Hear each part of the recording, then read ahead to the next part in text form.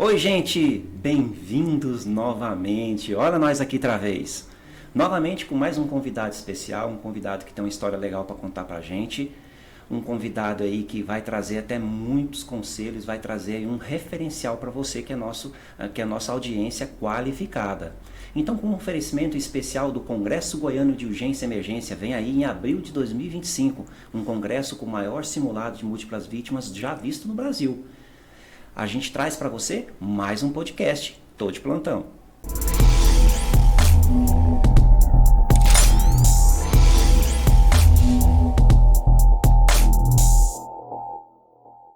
Bem-vindo, gente, bem-vindo novamente. Você que é a nossa audiência qualificada, estamos aqui com mais um episódio do Tô de Plantão. Olha só, você já sabe, mas não custa repetir. O Tô de Plantão tem essa ideia de contar a história dos profissionais que hoje são referência, que escreveram muitas coisas na sua vida e pode trazer pra gente aí uma história super diferente para contar para você. Hoje, com a gente, Dr. Paulo. Dr. Paulo, muito bem-vindo ao Tô de Plantão. Obrigado pelo carinho de aceitar o nosso convite. Bem-vindos aí. É um prazer estar presente e contar um pouco daquilo que nós criamos e passamos pela nossa vida. Eu me chamo Paulo César de Menezes Povo, sou goiano, mas não goianiense. Goiano do estado de Goiás, né, Paulo? Goiano do estado de Goiás, mas não goianiense, não nasci em Goiânia. Mas praticamente o considero, porque eu estou em Goiânia há mais de 60 anos. Portanto, é uma vida inteira, quase que do aniversário de Goiânia mesmo. Quase, né? Construiu a história junto com Goiânia. Isso. E eu comecei bem cedo da minha vida, inicialmente eu fui servidor público, numa antiga instituição do Mauro Borges, chamava OSEGO, Organização de Saúde do Estado de Goiás. Eu trabalhava lá e, trabalhando na OSEGO, eu me dedicava ao estudo e também ao magistério. Eu fui professor de cursinho aos 18 anos de idade. Nossa, 18 anos de idade? 18 anos eu já era professor de cursinhos. E fui professor de cursinho, fui professor de escolas públicas, certo? E fui professor, ultimamente, de universidade.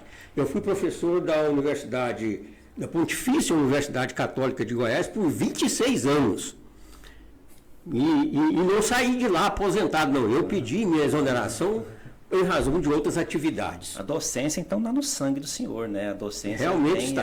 A questão de ensinar já está aí, né? Eu adoro estar numa sala de aula, assim, misturado com os alunos, conversando daqui e dali, não aquele professor tradicional que fica atrás de uma mesa, mas ali envolvido com os alunos, conversa com um dali, conversa com o outro dali, vai lá no fundo, conversa com o outro. Eu sou mais mais dinâmico, interativo, realmente. Hoje, assim, hoje a gente percebe que o ensino está muito voltado online, perde-se um pouco daquela capilaridade de estar próximo do professor, né? Hoje, até a própria pandemia nos levou a essa situação de fortalecer o ensino à distância. Mas já era algo que vinha-se já, né, trabalhando, já vinha evoluído. E o senhor é daquele professor que a gente chama, vou falar que é o professor raiz, né? Que é sala de aula, do lado do aluno, pegando na mão. Exatamente. É bacana. O senhor é natural da onde, doutor? Eu sou natural de uma cidadezinha próxima aqui, chama Pontalina, cidade de têxtil, né? Mexe com indústria têxtil. Mas eu confesso para você que não conheço Pontalina, porque eu disse aqui agora mesmo que eu tenho mais de 60 anos que eu estou em Goiânia. Então eu não conheço Pontalina. Conheço Washington, Nova York, mas não conheço Pontalina. Eu fui fazer alguns cursos fora do Brasil. Mas então o senhor nasceu em Pontalina e veio para Goiânia logo pequeno? Pequeno, eu tinha 5, 6 anos de idade, no máximo. Então já é. Meus pais mudaram para cá, e evidentemente... E aqui o senhor começou a história do senhor. Então o senhor fez que antigamente era o estudo era diferente de hoje. Havia o primário, havia o ginásio. Ginásio, essa é a palavra. Eu também sou do tempo de ginásio, tá? Havia o ginásio e depois do ginásio o segundo grau científico. né? Eu me lembro até hoje que eu estudei num colégio tradicional de Goiânia, que chamava Escola Estadual Professor Pedro Gomes, né, que é lá em Campinas, e estudei praticamente lá. Estudei sempre praticamente lá e sempre com um irmão meu, que eu tenho um irmão lá, que tem um ano abaixo de mim, e nós sempre estudamos juntos, lá nesse colégio Pedro Gomes. E estudamos lá com a intenção, seriamente, de no futuro fazer o científico, porque naquela época se fazia o científico, você estudava matemática no científico para fazer engenharia, ou então você estudava biologia para fazer medicina. É uma coisa ligada na outra, né? Quando você tinha a intenção de estudar uma área, você já começava... Então, o que aconteceu? Uma situação assim, até um quanto estranha, porque eu e meu irmão fizemos o científico para fazer medicina. Olha. Medicina. Mas o que aconteceu? Aconteceu que quando nós terminamos o científico, certo? E fomos fazer o vestibular de medicina, o exército me pegou. Olha aí. Então, o meu irmão passou em medicina, hoje ele é médico, Sim. Pediatra, passou em medicina, os meus amigos todos passaram, tem outros amigos meus que também são médicos, e eu fui servir o exército. Passei 8 a 9 meses servindo o exército e de lá saí aéreo, sem saber o que eu ia fazer, porque eu fiquei atrasado dos meus amigos. Tinha que estudar, evidentemente. E o que eu fiz?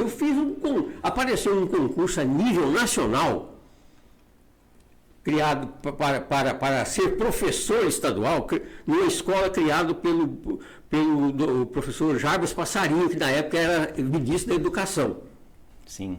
Ele criou a Escola Polivalente Modelo e eu fiz o concurso nacional na área de biologia, porque eu tinha feito biologia para fazer medicina. Certo. Fiz o concurso de biologia e passei em primeiro lugar. Por incrível que pareça, eu passei em primeiro lugar a nível de Brasil. E fui fazer o curso de biologia na Universidade Federal de Pernambuco, em Recife. Nossa, longe. Passei mais de 2 anos fazendo o curso de biologia lá. Certo? E nesse ínterim, eu fiz o curso de biologia. Confesso para você, na época que eu fazia o curso de biologia, eu já era noivo aqui em Goiânia. Deixei a noiva aqui e fui fazer o curso. E voltei, terminei o curso, voltei para Goiânia. E nessa volta, eu parei em São Paulo. Em São Paulo, eu me matriculei na Escola de Ciências da Universidade de São Paulo e fiz um curso para professor de física. Olha lá. Física, hein? Que não é nem... Não tem nada a ver com biologia. Fiz um curso para professor de física, voltei para Goiânia, certo? E comecei a estudar em cursinhos. Comecei a estudar em cursinhos. Resultado, eu sempre tive a intenção e a vontade extrema de ser perito criminal. Olha aí, já começou. Eu tive uns amigos que eram peritos criminais. E eu ficava doidinho na hora que eles chegavam para, por exemplo, fazer um exame de acidente de trânsito, que ele estava com a prancheta aqui, olhando lá o acidente e anotando as coisas, eu ficava, não, vou ser perito um dia. Isso é legal. Abri o concurso de perito criminal aqui em Goiânia, eu fiz o concurso de perito criminal e te confesso uma coisa, passei. Em último lugar. Nossa. Mas... qual é a diferença do último lugar num concurso de perito e o primeiro? O problema é entrar. O problema é entrar, né? Primeiro, segundo, terceiro, qualquer coisa. E entrei, rapaz. E como eu tinha a ganância, vamos assim dizer, de ser perito, eu sempre me saí muito bem. Eu fui ser perito criminal na Polícia Técnica, né, da Secretaria de Segurança Pública do Estado de Goiás. E meu chefe nessa época, que o senhor o tenha, que já faleceu, era o professor Leonardo Rodrigues, que, aliás, o Instituto de Criminalística hoje tem o nome dele, Instituto de Criminalística Professor Leonardo Rodrigues. Olha, certo? Pura. O professor Leonardo Rodrigues, ele que praticamente criou a Polícia Técnica de fazer perícia aqui em Goiás. Certo? Ele praticamente criou, foi diretor da Polícia Técnica por décadas. Olha. E ele fez o curso de Direito, Eu, inclusive, fiz o curso de Direito junto com ele na universidade, na faculdade Anhanguera, na época era a faculdade Anhanguera. Fiz o curso de Direito com ele e ele, no curso de Direito, conseguiu ir para delegado de polícia. O professor Leonardo Rodrigues. Foi delegado de polícia e eu fiquei como perito. Fiquei como perito, trabalhando e dando aula e fazendo minhas perícias e também, em razão de fazer perícias na própria Secretaria de Segurança Pública, da Polícia Técnica, eu fazia também perícias judiciais. Ou seja, o juiz, quando havia um processo, certo, em que teria que haver uma perícia, normalmente o juiz nomeia um perito. Né? O procedimento é esse. Um acidente de trânsito, por exemplo, uma das partes no processo pede para fazer reconstituição do acidente e o juiz defere, normalmente o juiz, quando ele defere, ele nomeia um perito da sua confiança. Eu nomeio perito fulano de tal. Certo? E as partes, né, do processo têm a faculdade de indicar um perito assistente deles. Ou seja, naquele processo vão atuar 3 peritos. Um que é nomeado pelo juiz, Sim. que é independente, não tem nenhuma ligação com as partes, e mais 2, um de cada parte. Cada parte nomeia o seu perito. 3 opiniões diferentes. 3 opiniões diferentes. Certo? Ou seja, no final o juiz vai ter o quê? 3 perícias, laudos periciais, para ele examinar. Para ter 3 visões diferentes, né? Visão diferente. Aí você toma uma decisão mais clara. Via de regra, o juiz vai optar pelo perito que ele nomeou, porque ele é independente, ele não tem que puxar para A nem B. Ele é independente, imparcial, vamos assim dizer. Mas acaba que vira um comparativo, né, doutor? Ele compara a visão de uma das partes. Sim, com a do evidentemente que né? o resultado do laudo do perito dele vai estar de acordo com o parecer de uma das partes. Vai estar de acordo, então ele vai examinar e ver, não, está certo. Ou então ele pode, às vezes, examinar o laudo do perito dele, examinar o laudo do perito que foi contrário àquele e achar que aquele outro é melhor também. Né? Isso ocorre muito no judiciário. Até porque, assim, eu acredito que quando você tem uma avaliação pericial de uma das partes, acaba que há aquela questão do investimento, né? Investir mais, porque assim, o perito independente, acredito que ele é público, né? Ele é do servidor público. Aquele cara... Não, nem sempre. Nem sempre? Nem sempre. Mas assim, eu avalio da seguinte situação, que é claro que não tem como não dizer que não vai ter puxar sardinha, vamos dizer assim, para o A e para o B. O independente, ele é independente. É independente. Ele não está sujeito a nenhuma, certo, das penalidades que o perito sofre se ele não for independente. Certo? O perito da parte, judicialmente, ele é chamado de assistente técnico. Entendi. Tá? Então, esse assistente técnico, ele é particular, ele não tem nenhum vínculo com o público. Ele é contratado pela parte, aí ele cobra os honorários que ele quiser da parte, a parte paga os honorários para ele, certo? E ele, então, vai procurar ver o que é que ele pode fazer para o cliente dele se sair bem naquela perícia que vai fazer. Entendi. Você vê que é legal a gente ouvir isso, porque assim, a ideia que se tem que sempre é um que vai lá e que dá o parecer final, né? Eu lembro que naquela época, o senhor lembra do PC Farias? Sim, lembro demais. Eu trabalhei no caso PC Farias. Foi mesmo? Então, nossa senhora. Eu trabalhei no caso PC Farias com o professor Leonardo Rodrigues, que foi chefe meu da Polícia Técnica. Nós trabalhamos naquele caso lá, em que o PC Farias morreu aquela mulher, não se sabia se a mulher se era crime passional ou não, certo? E eu vou te contar mais ainda. Nós fomos fazer um exame, sabe? Lá nos Estados Unidos, em um estado lá americano, lá no norte, que eu me esqueci o nome agora. Vamos fazer um curso lá que tinha perito da Alemanha, da Itália, da Espanha, do Brasil era eu, o Leonardo Rodrigues, que era meu chefe, e o Badam Palhares. tá, do Brasil. Estávamos nos Estados Unidos fazendo exame no material que foi para lá para saber, no caso PC Farias, se foi ou não passional. Certo? Porque assim, houve uma série, na época o senhor lembra que houve assim, uma série de especulações, né? Sim. É passional? Não, isso aí foi, como é que fala? Queima de arquivo. O irmão dele que teria mandado matar ele, uma série de coisas. É legal. E o senhor foi para os Estados Unidos, fez o curso? Não, nós participamos de um conclave de peritos, certo? Do Brasil e de fora. Como eu disse para você, da França, da Alemanha, da Itália. Nesse conclave, todo o material que a gente pôde colher a respeito do caso PC Farias, nós estudamos. Porque foi um impacto internacional. Internacional, né? Chamou atenção demais. Estudamos, fizemos o nosso parecer final dos peritos e mandamos uma carta para o governo brasileiro sobre o resultado que nós encontramos. Certo? Então, assim, você vê que é impactante, né, o que aconteceu. Eu lembro na época. Legal. E o parecer? Me conta o parecer que vocês chegaram no... Olha, veja bem, essa é uma situação um tanto meio complicada, porque o parecer que nós chegamos é que o crime teria sido passional. Certo?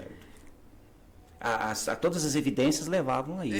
As evidências levavam a isso. O certo é que a gente mandou, o grupo, né, quem coordenava, mandou uma carta para o governo brasileiro dizendo qual é o resultado. Agora, a única coisa que eu posso te adiantar é que depois disso eu nunca mais ouvi falar, certo, no Brasil sobre esse resultado. A gente sabe que houve uma repercussão, muita investigação. Sabe que toda análise técnica leva um certo tempo e a coisa foi esfriando, e que virou só apenas mais uma caso, página da história política brasileira. Exatamente. Né? A gente sabe que muitas coisas acontecem em relação a isso. Mas é interessante quando o senhor fala que trabalhou nisso, porque assim, por mais que a gente não vai entrar aqui em questionamentos de estudo técnico-científico, nada disso. Mas é legal o senhor falar sobre essa página da história brasileira. Porque eu tive, quer dizer, além disso aí, eu fui um perito muito dedicado. Até falo isso, mas não quero me exaltar. Eu fui um perito muito dedicado a estudar sempre. O professor Leonardo Rodrigues, que era o diretor da Polícia Técnica de Goiás, ele sempre gostava de me chamar para ir fazer curso fora, porque sabia que eu estaria fazendo o curso com vontade.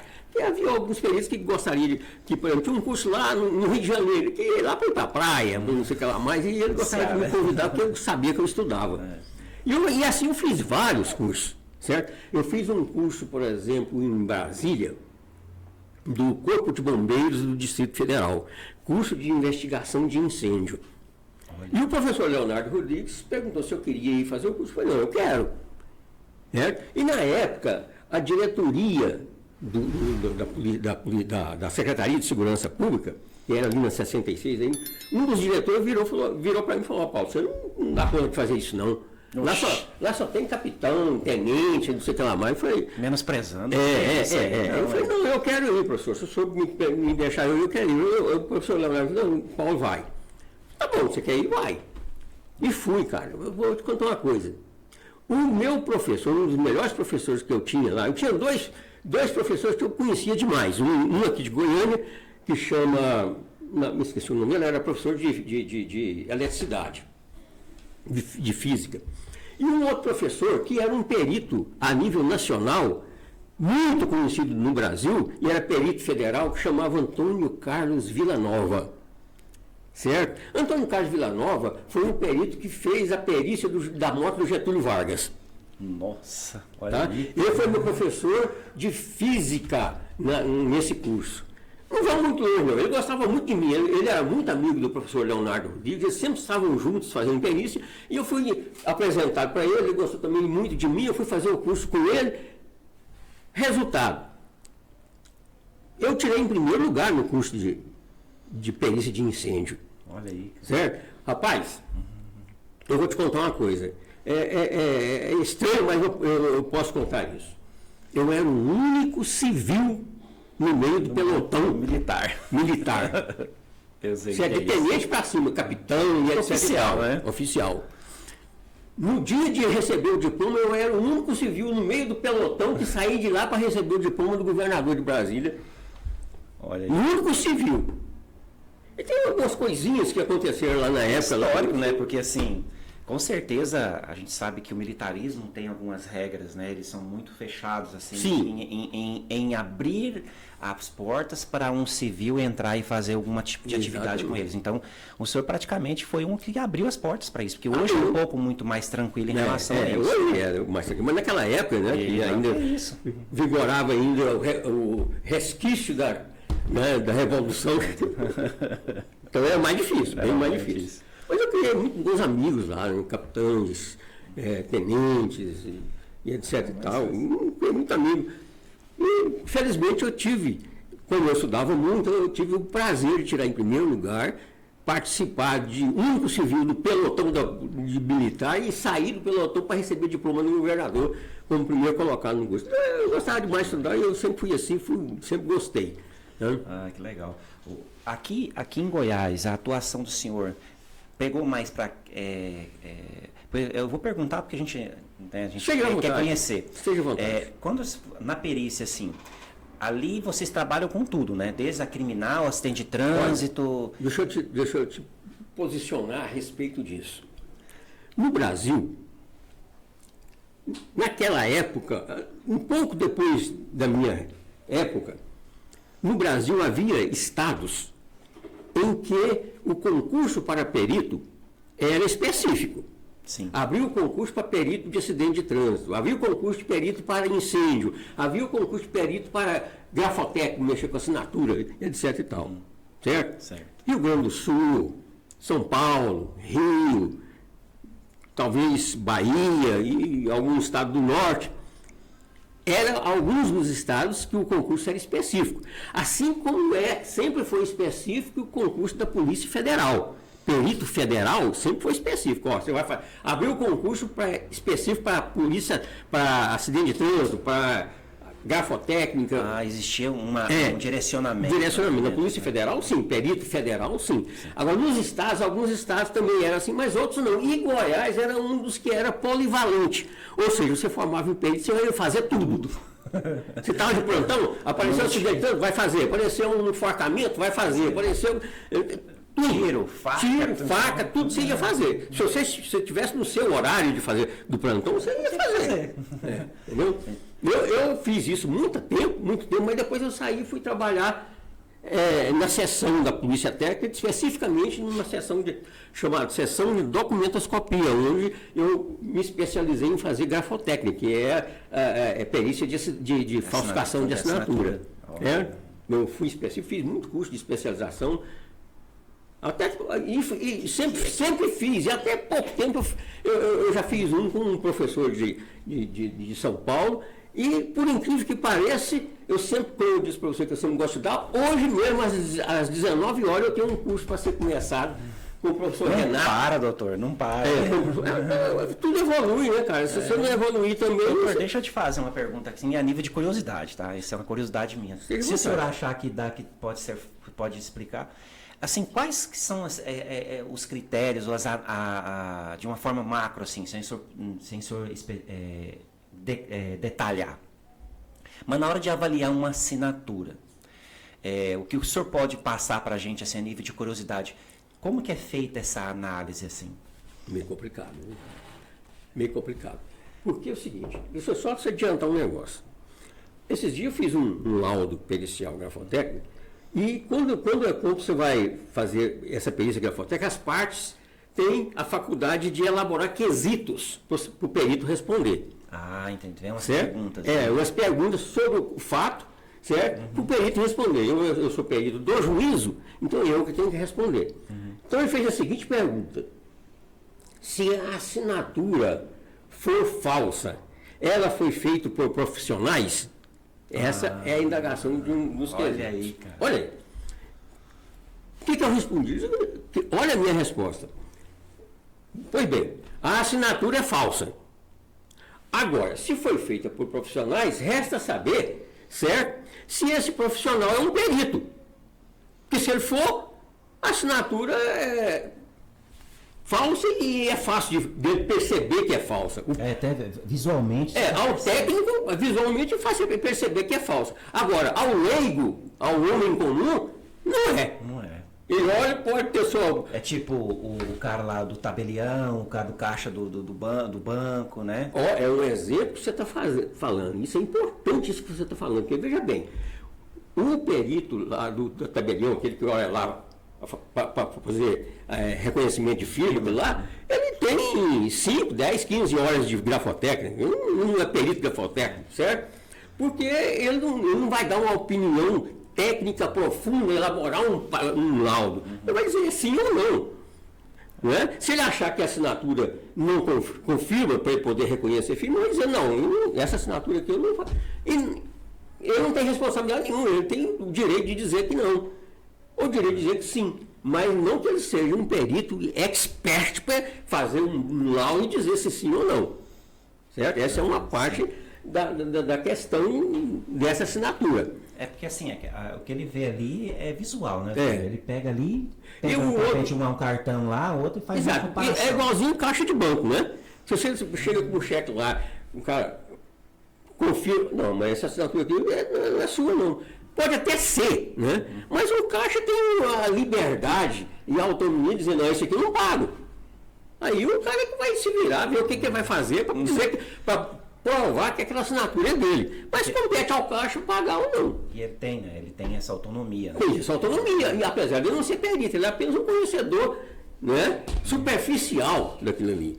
Né? Legal. Mas ele não vai ter repreensão nenhuma em não aceitar. E não é só assinatura, né, doutor? Assim, eu acho que às vezes até textos, né? Alguma Sim, tal, essas coisas. o exame, porque a palavra é grafotecnia, o exame de grafismo. O grafismo não é só assinatura, é qualquer texto cursivo escrito à mão.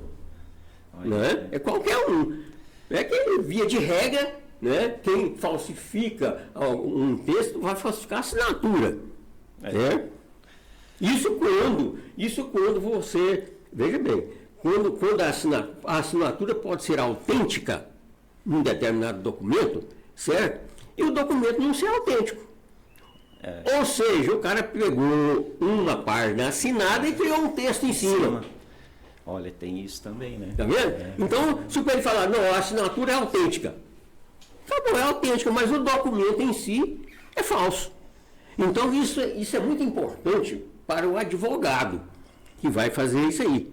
Certo? Por quê? Porque ele tem que saber o que é que ele vai perguntar. Você falar, eu quero saber do perito se a assinatura é autêntica. O perito vai falar, é autêntico sim. Mas ele tem que perceber, essa assinatura não teria sido produzida Antes da produção do documento. no documento? Não seria esse texto uma falsidade ideológica? Certo? A falsidade... Aí vai da pessoa ter assinado um documento em branco. O documento é materialmente autêntico, porque a assinatura é autêntica. Mas o texto é ideologicamente falso, porque ele não condiz com a verdade dos fatos. Aí entra toda aquela análise da história da pessoa, a opinião que ela sempre expõe, né? Para saber se bate ou não. Exatamente. Isso é muito interessante, muito interessante. Agora, essa questão de perícia é muito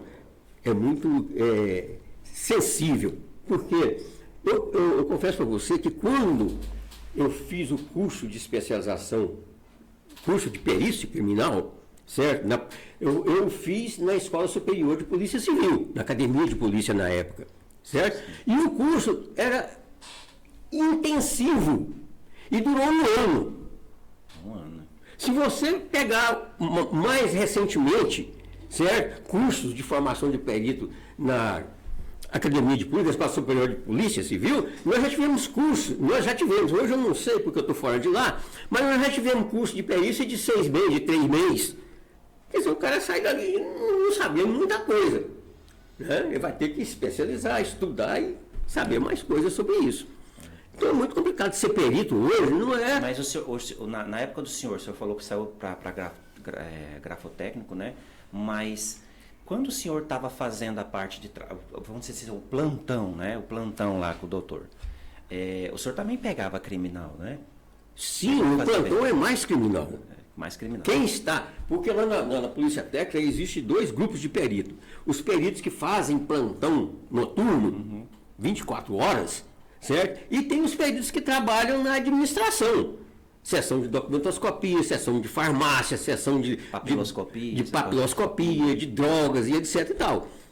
Tem aquela parte da avaliação de projétil também, né? Isso, balística. Da balística. Certo? Então, lá existe os departamentos administrativos em que o perito trabalha comercial. no horário normal, comercial. Não faz aqui plantão noturno. Certo? E existe um grupo de peritos que dá o plantão 24 horas e descansa. Esse aqui vai a campo, né? Esse vai a campo. Esse vai a campo. De cena, que faz tudo. Aliás, via de regra, ele vai a campo. Ele está ali fazendo plantão, esperando que alguém diga. De repente, um delegado liga lá, olha, aqui é da delegacia e tal, houve uma morte no lugar tal, querendo que a Polícia Técnica vai lá. A gente... O perito está de plantão naquela hora, ele sai dali e vai lá. Bom demais, porque assim, eu sou do SAMU de Goiânia e também trabalho no Corpo de Bombeiros, tá? Sim. Assim, muitas vezes, isso é alguma coisa muito corriqueira pra gente.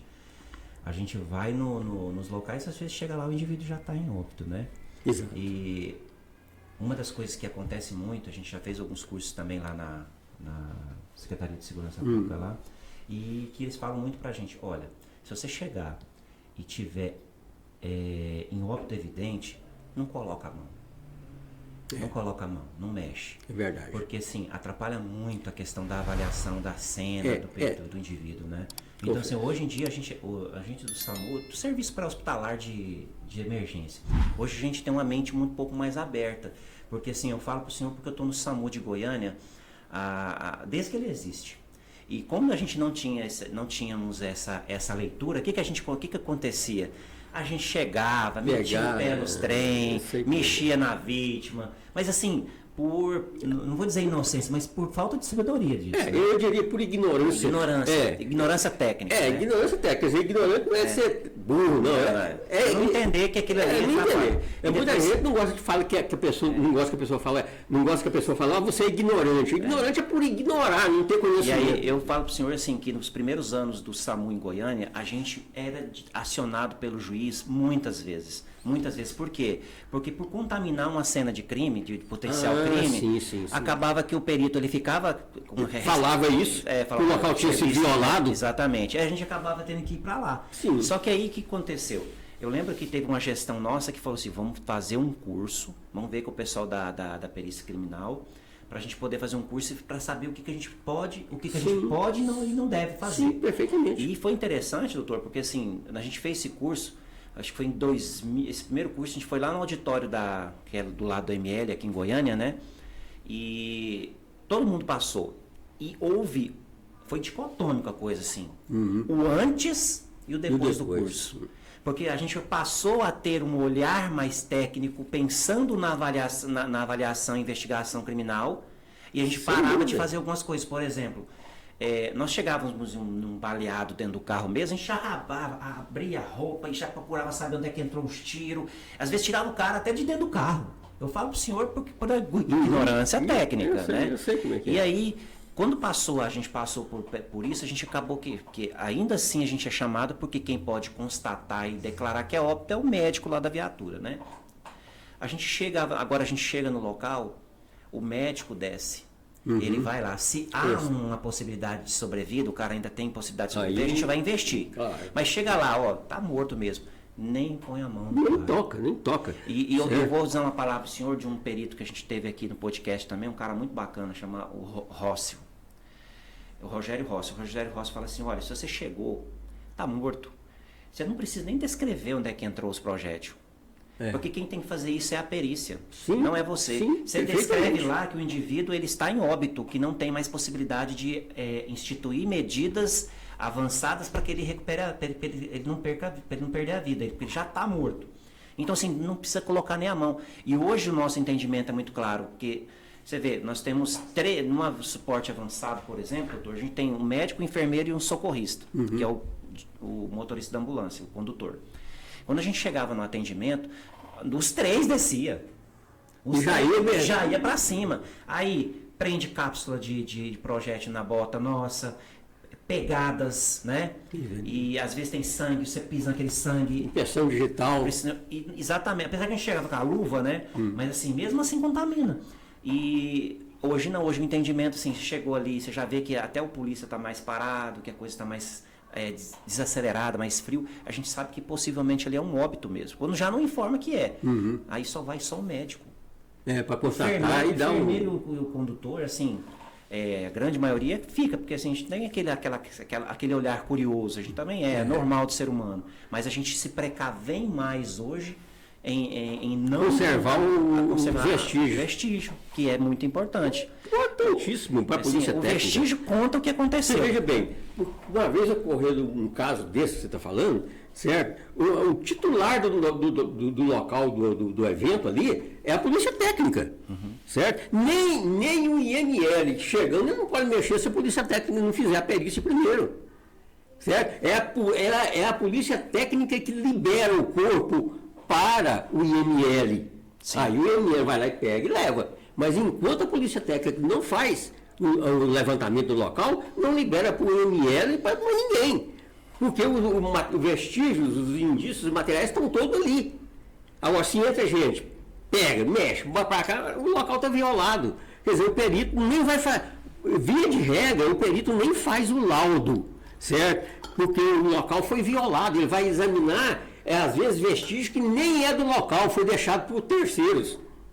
Olha aí. Entendeu? Então ele nem faz o laudo, ele faz um relatório. Vou fazer um relatório aqui dizendo... Mas era o que acontecia, que eu estava falando para o senhor, no começo, em 2004, 2008, era o que acontecia. O que acontecia? O perito, ele falou, cara, eu não tenho como fazer uma análise aqui, porque já está tudo contaminado. Tem sinais aqui do serviço de emergência e tal.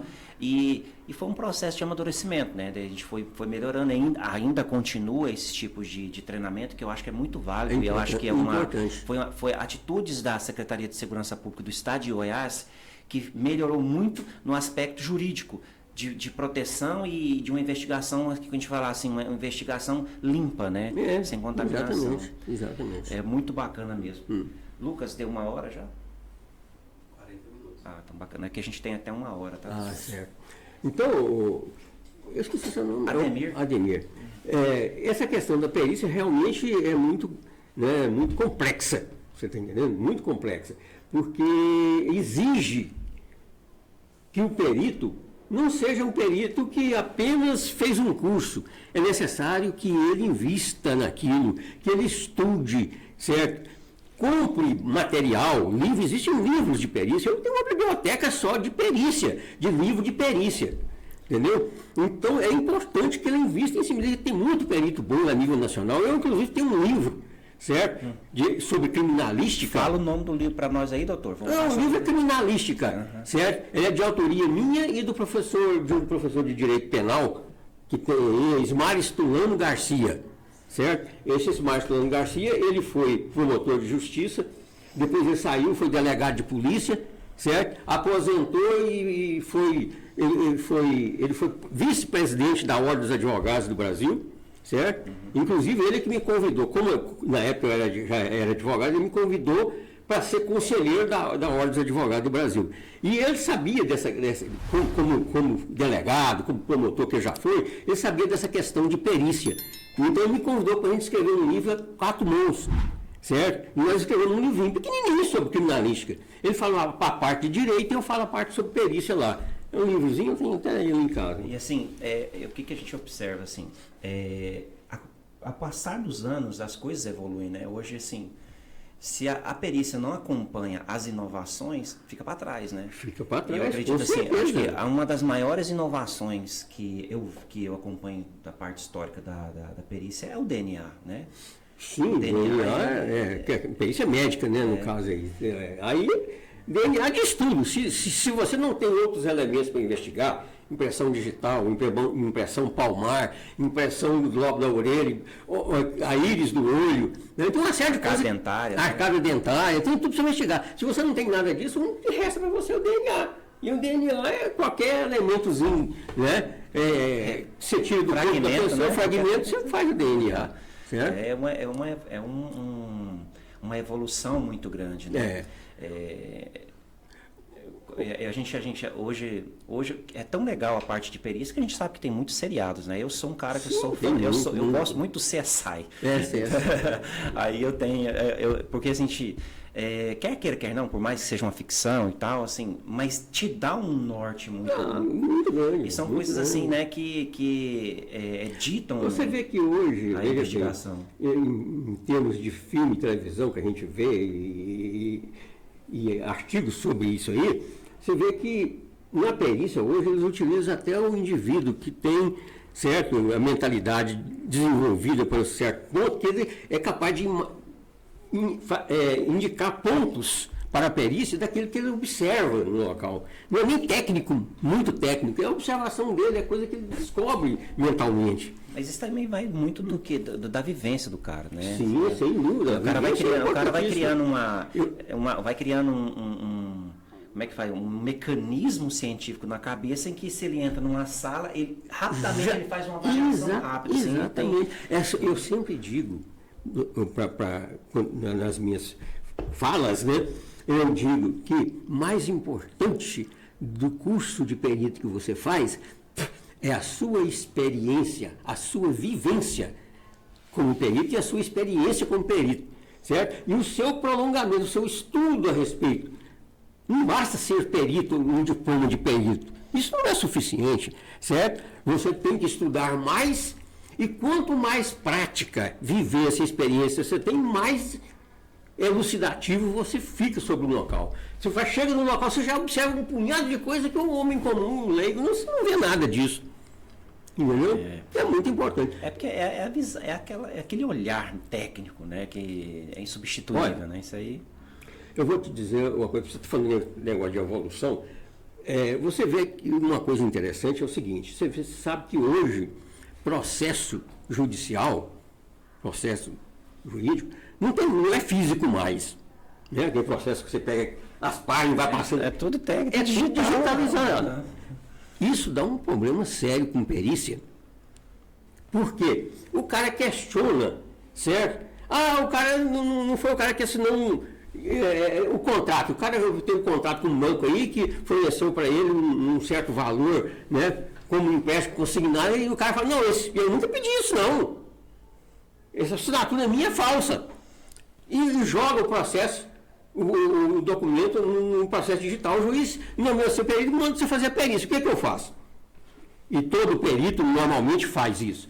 Olha, excelência, tudo bem, eu faço a perícia. Agora, eu não quero o documento digitalizado.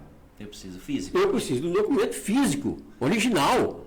Certo? Porque é difícil você examinar. Quando você digitaliza, você perde uma série de elementos do grafismo do indivíduo. Né? Então, isso é muito comum hoje.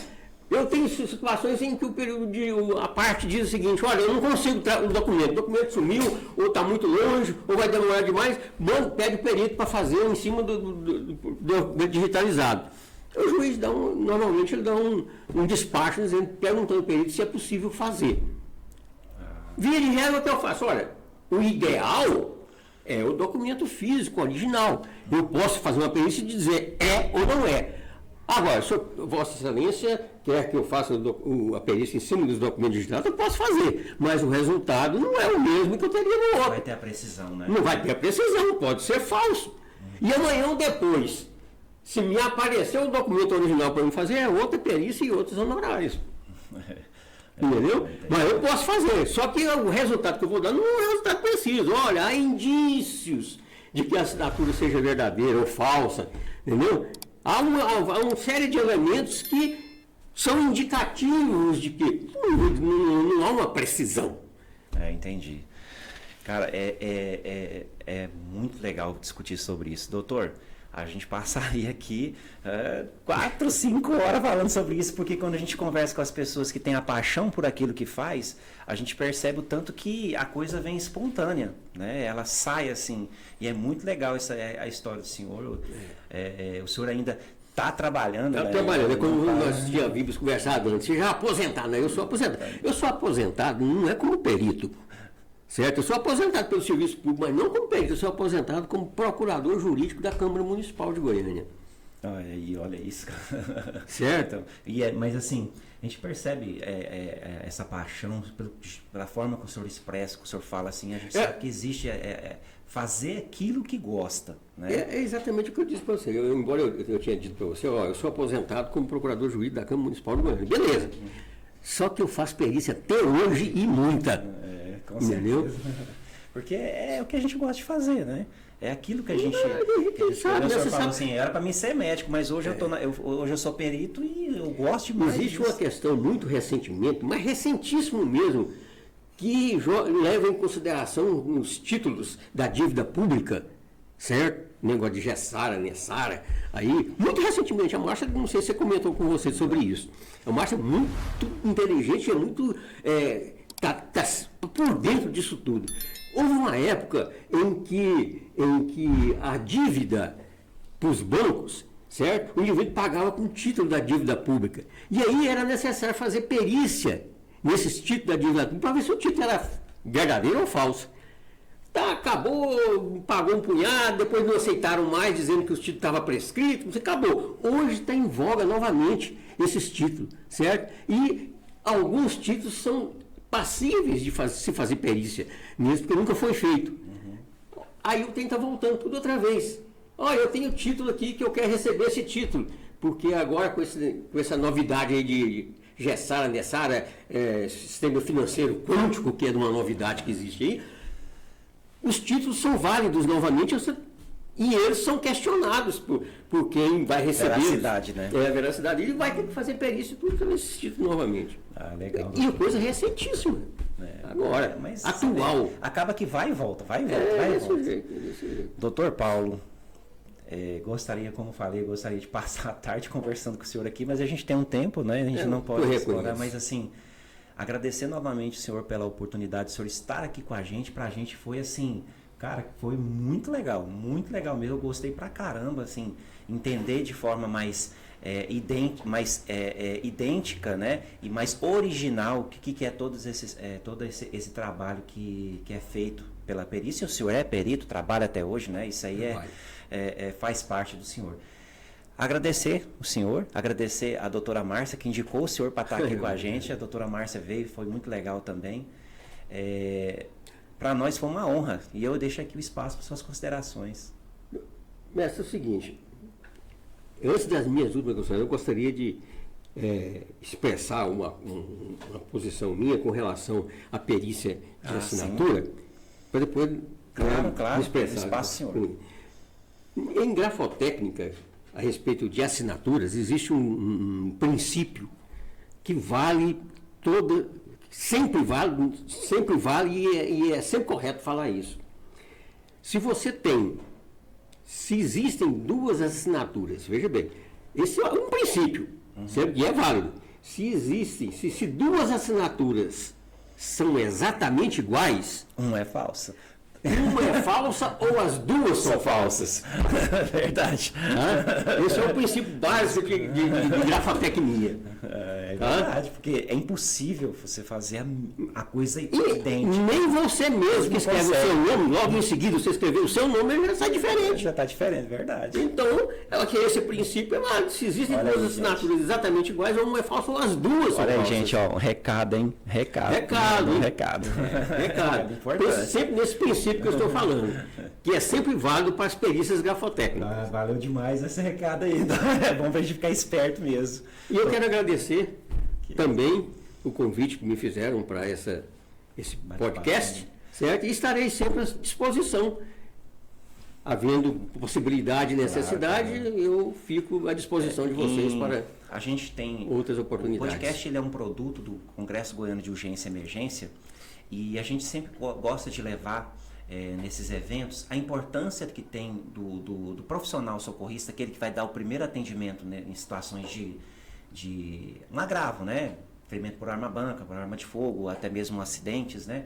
A gente gosta de levar a palavra do perito no sentido de abrir a mente desse profissional em relação a quando ele for prestar uma assistência, ele evitar algumas coisas que vai facilitar a vida do perito. E isso aí tem uma garantia de que vai ter uma investigação limpa, coesa, sem vai facilitar e também pode ser, e não prejudicar também, exatamente. né? Porque, dependendo da atividade dele, pode até prejudicar. E esse é o intuito do nosso projeto, doutor, assim, trazer um pouquinho da história que o senhor falou, do senhor falar mais sobre essa parte, a gente percebe tanto que o senhor é apaixonado, gosta do que faz. Isso é bom porque, assim, mostra para as pessoas que se você está buscando alguma coisa na sua vida como uma expectativa de uma profissão a longo prazo, a perícia é isso, né? Tem que estudar, isso. Não pode parar, né? Não pode. Tem que sempre estar evoluindo. É aquilo que eu disse para você, né? Melhor do que o seu diploma é a sua vivência e a sua experiência no campo pericial. Exatamente. Isso é muito válido. É importantíssimo. Muito obrigado, doutor Paulo. Muito obrigado mesmo. Para a gente foi uma honra ter o senhor aqui com a gente. Eu agradeço, estou à disposição. Né? Pessoal, olha só, esse foi mais um Tô de Plantão com o nosso ilustre doutor Paulo, um cara que tem uma história muito legal, valeu a pena demais. Então, com o oferecimento aí principal do Congresso Goiano de Urgência e Emergência, CGUE, vem aí em abril de 2025 um dos maiores congressos de urgência e emergência e também com o maior simulado de múltiplas vítimas. Esse foi mais um Tô de Plantão e até a próxima. Valeu!